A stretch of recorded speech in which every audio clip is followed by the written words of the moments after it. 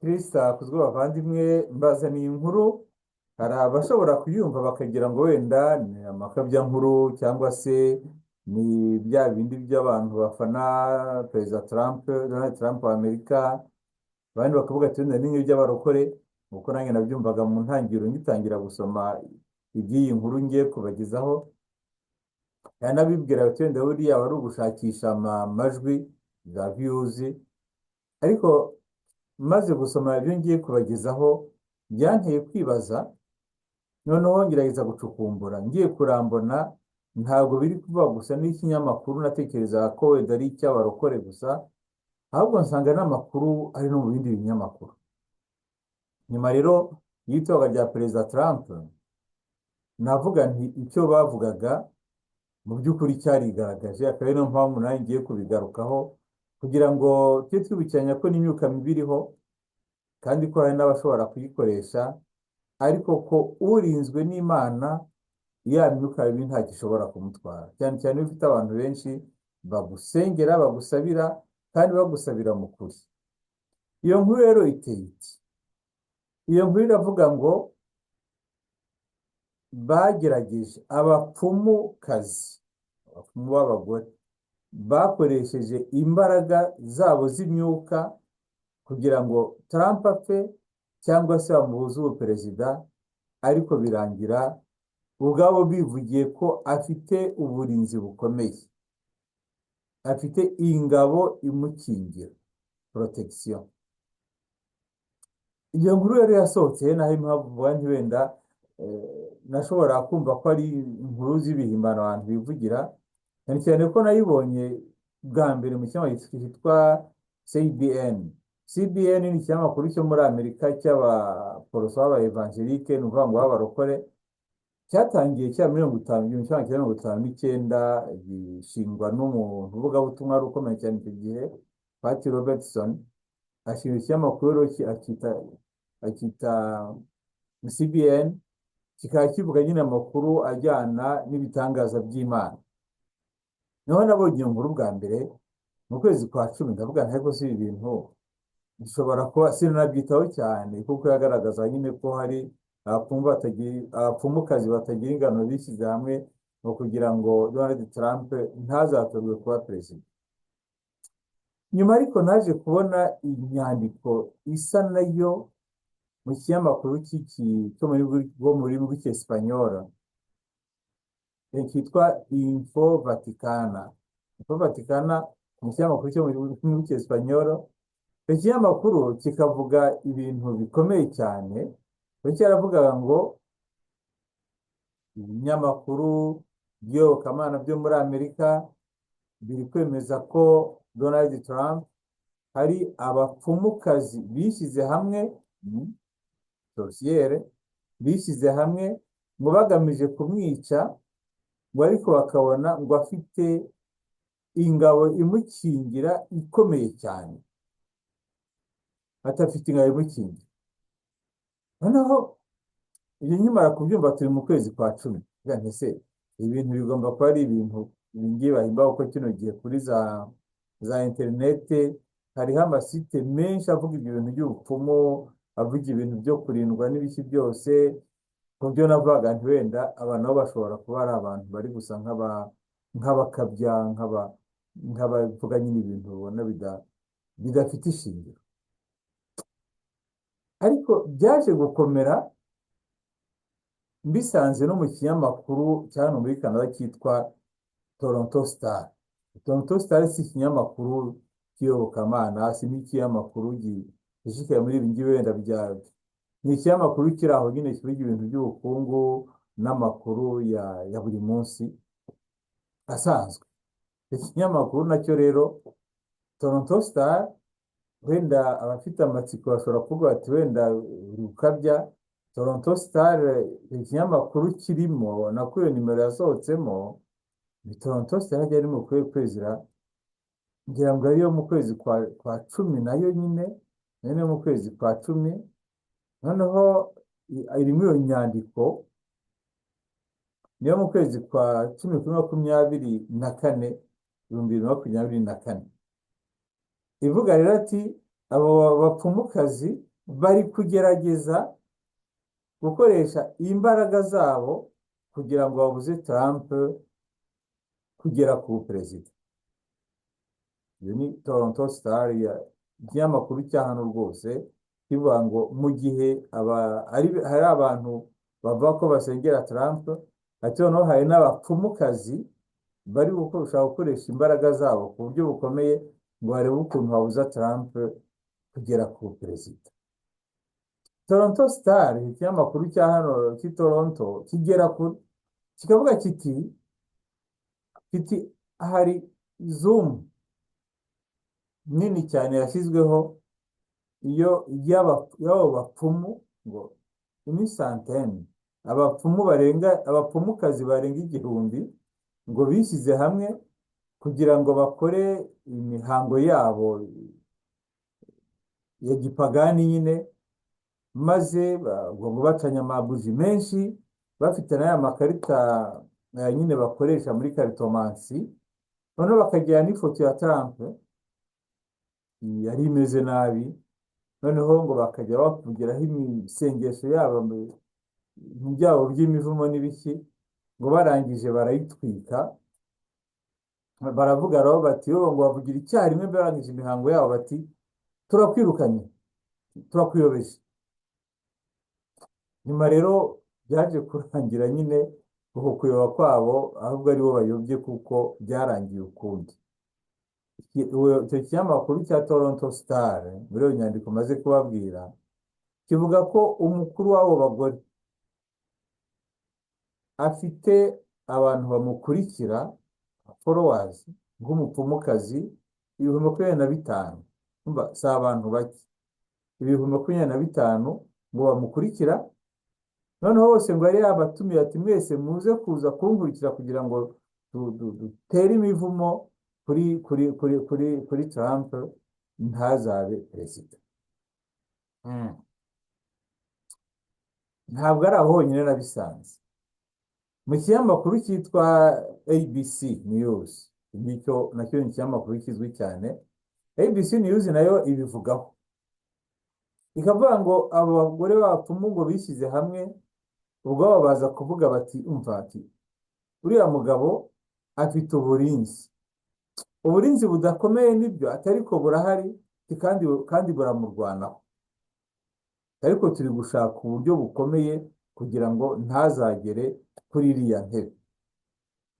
Urumva, ibyo ni ibinyamakuru maze kubabwira, ntabwo ari cyo kinyamakuru cyoroheje, nacyo ariko kimaze igihe cy'abarokore cya 59 cya CBN, ariko noneho mberetse n'ibindi. No kuri TikTok naho hari abandi bapfumukazi, cyane cyane abashakuje cyane ni igihe Donald Trump yari amaze kuvuga ko ashyizeho uriya mugabo Elon Musk kugira ngo amubere minisitiri ushinzwe gusa nk'aho abyutsa ubukungu, cyangwa se ahuza imirimo yose navuga ko ari iya guverinoma.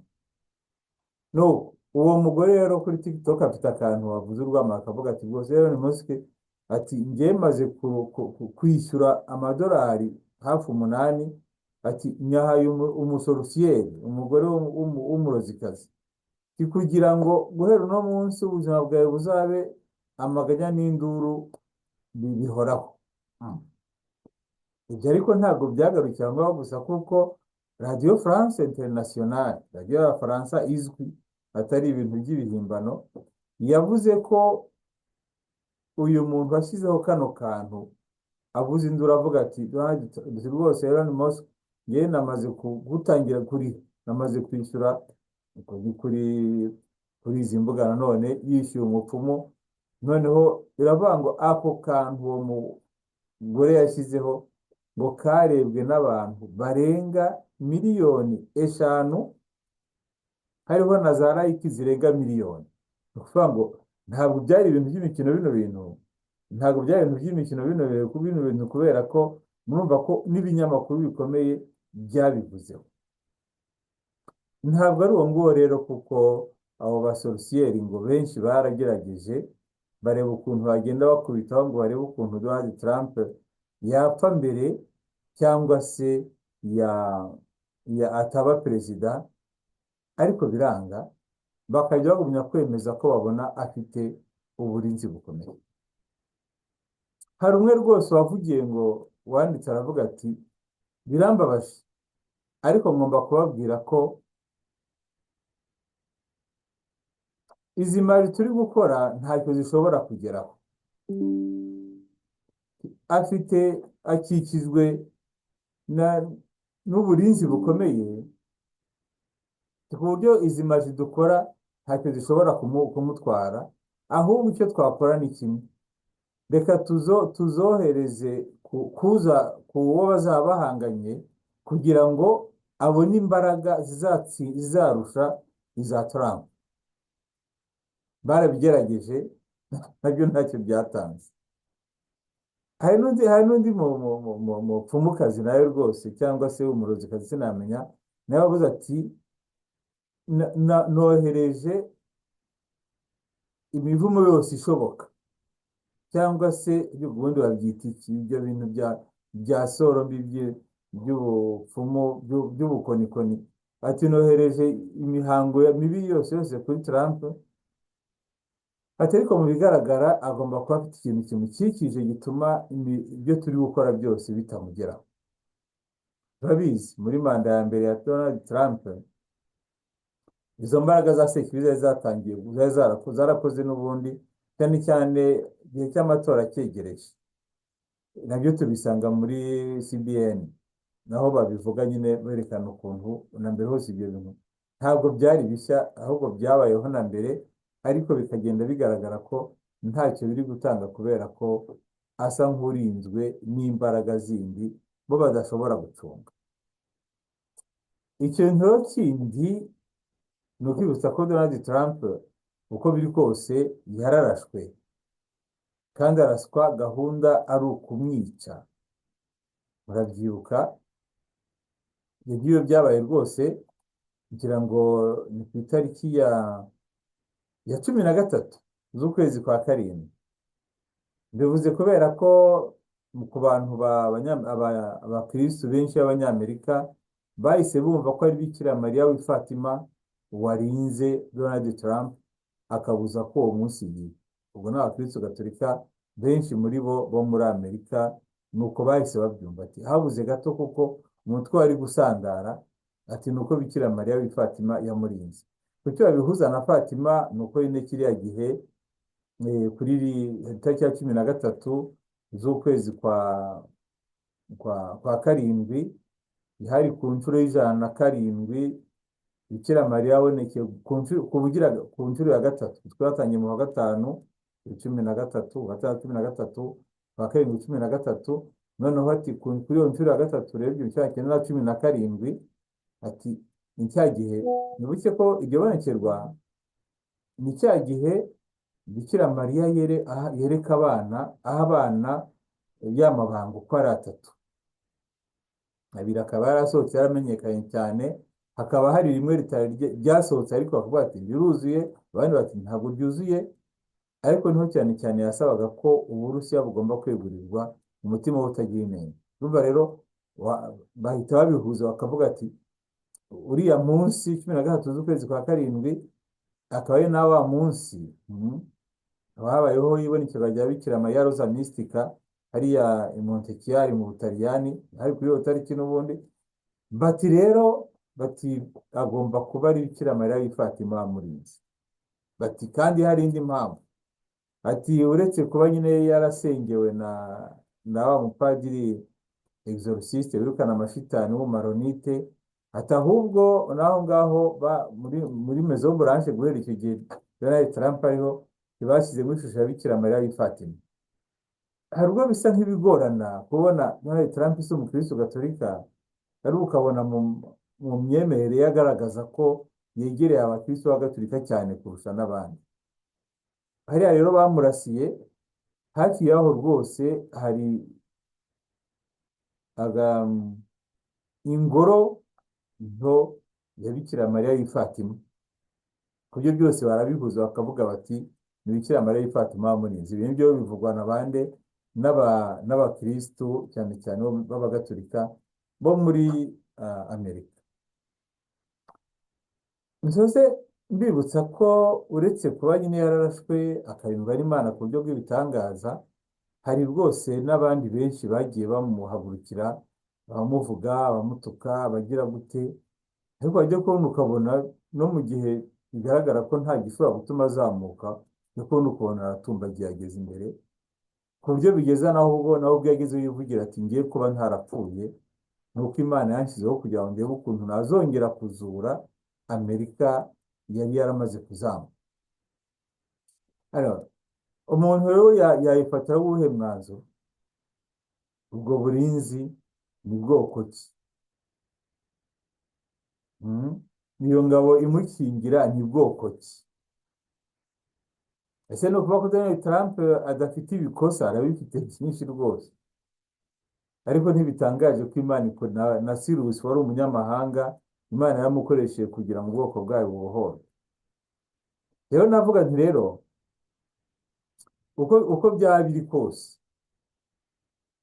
urebye ukuntu abagenga b'iyi si y'umwijima basa nk'abayitwara, n'ukuntu ubona bashavujwe n'ibyabaye, barakoresheje ubushoboka bwose, imbaraga z'ikuzimu n'iz'imitungo n'iz'ibiki n'ibiki, ariko bikanga bikaba iby'ubusa. Byahise binyibutsa isomo dusanga mu ibara Pawulo yandikiye Abanyefezi ku mutwe wa 6.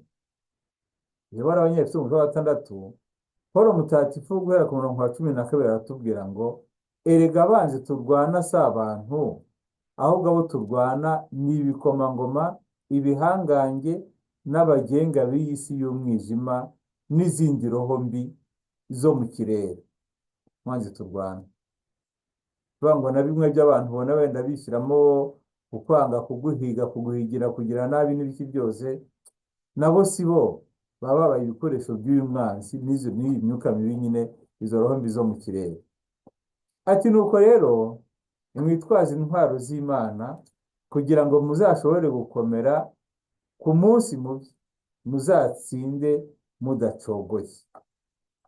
Ngo hari intwaro ebyiri: hari intwaro z'umwijima zikoreshwa n'abagenga b'isi y'umwijima, hakaba n'intwaro z'urumuri zikomoka ku Mana, zigakoreshwa n'abana b'Imana bahisemo urumuri. Ati ngaho rero nimuhagare gitwari, ukuri mukugire nk'umukandara mukenyeje, ubutungane mu bwambare nk'ikoti ry'icyuma, umwete wo kogeza inkuru nziza y'amahoro ubabere nk'inkweto mu kirenge, ariko cyane cyane muhane ukwemera kubabere nk'ingabo izazimya imyambi igurumana ya nyakibi. Umurongo ndawusubira, umurongo wa 16 urakomeye cyane kuko n'ibyo turi kuvuga. Turi mu Banyefezi umutwe wa 6 umurongo wa 16. Atariko cyane cyane muhorane ukwemera kubabere nk'ingabo izazimya imyambi igurumana ya nyakibi. Uko wavuga uti wenda yanga bikingira Donald Trump ni ukwemera, ako mu gihe ubona wenda byose bisa nk'ibyangiye kubona ukubona waratambutse, urumva ko wari uyemera nyine ko bizashoboka, ariko akaba afite n'ukuntu yemera ko Imana izamukoresha. Ni nabyo yakunze no kuvuga, n'ejo n'indisiko yabisubiyemo. Ati ati nimwakire ingofero y'umukiro n'inkota muhawe na Roho, ariyo ijambo ry'Imana. Ingofero y'umukiro n'inkota yitwa ijambo ry'Imana. Atari igihe cyose muhore musenga kandi mwambaza ku buryo bwose mubwirijwe na Roho, mubyitondere kandi musabire ubutitsa n'abatagatifujwe bose. Nanjye musabire kugira ngo mpabwe imbaraga zo kuvuga nshize amanga n'amazi yobera ry'inkuru nziza mbere y'intumwa, n'ubwo ndi umunyururu bwose, icyamba ngo nshobore kuvuga ibyayo nshize amanga uko bigomba. Iryo ni ijambo ry'Imana, dushimira Imana. Pawulo mutagatifu rero asoza avuga ati nanjye munsabire. Nanjye navuga nti uyu mugabo uko yaba kose urebye imyuka mibi yamuhagurukiye, ukareba abagenga b'iyi si birirwa biciraguraho kubera ko yatowe, ukareba ukuntu ibyago bimubayeho bavuga ati niwe ubyihamagariye, kugeza n'ubwo araswa bakavuga ngo yarabikinnye, abandi bakavuga ati niwe wabyihamagariye, abandi bakavuga ati nta n'ibigeze bibaho. Mbese hari abantu ubona bari mu mwijima, kandi hari benshi ubona baba bazi ko bari mu rumuri. Nicyo kibazo, bajya kure ukabona rwose no muri kiliziya mu bayobozi bo hejuru ndetse hari abari kugendera mu mwijima nk'uyu nguyu. Uyu mugabo rero ijambo ry'Imana riratubwiye riti risoza riti nanjye munsi, arabwira uyu mugabo tumusabire, tumusabire kubera ko aho imigenzo mibi yari tugeze, ibingibi byo kwigisha abana ibintu by'imigenzo mibi, byo gutangira kwigisha mu mashuri ibingibi utamenya ibyo ari byo, ubona ko ari imyuka mibi nyine bagenda bakwiza mu rubyiruko, uyu muco w'urupfu ugenda wogera hose.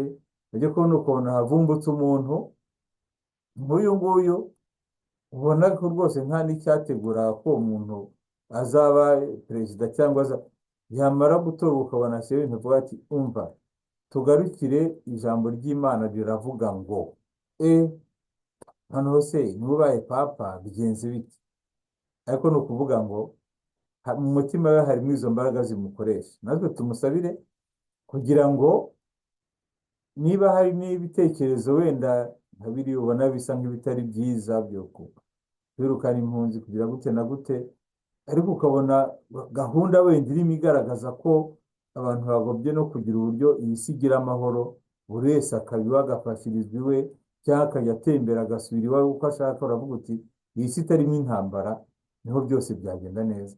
Tumusabire rero uko aravuga ati hasi y'intambara abantu nibakora ubucuruzi, abantu nibabana, abantu nibakundane, ibingibi by'intambara bivemo. Urumva rero ko abakora intwaro, abateza izo ntambara, abazikiriramo bahita bahinya amenyo. Icyo batazi ariko ni uko bakoreshwa na ya myuka, za roho mbi zo mu kirere, ya myuka y'umwijima. Kandi ikibazo shitani nta gitanga cy'ubuntu, shitani ni umubeshyi. Amaherezo irangira nabo ubwayo babwiye ngo narakubeshye, baga wifashe, ngende shitani ndi umwicanyi, ndi umubeshyi, ndi umugome, ibindi ni ibyawe n'Imana yawe.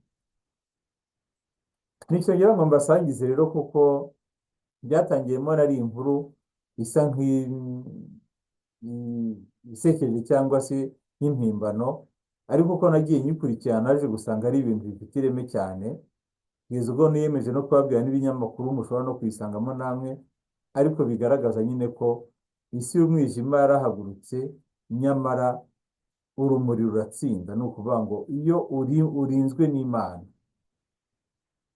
abantu bashobora gutega imitego 1,000,000 iburyo n'ibumoso bwawe, ariko wajya kubona ukabona uri hakurya y'inyanja.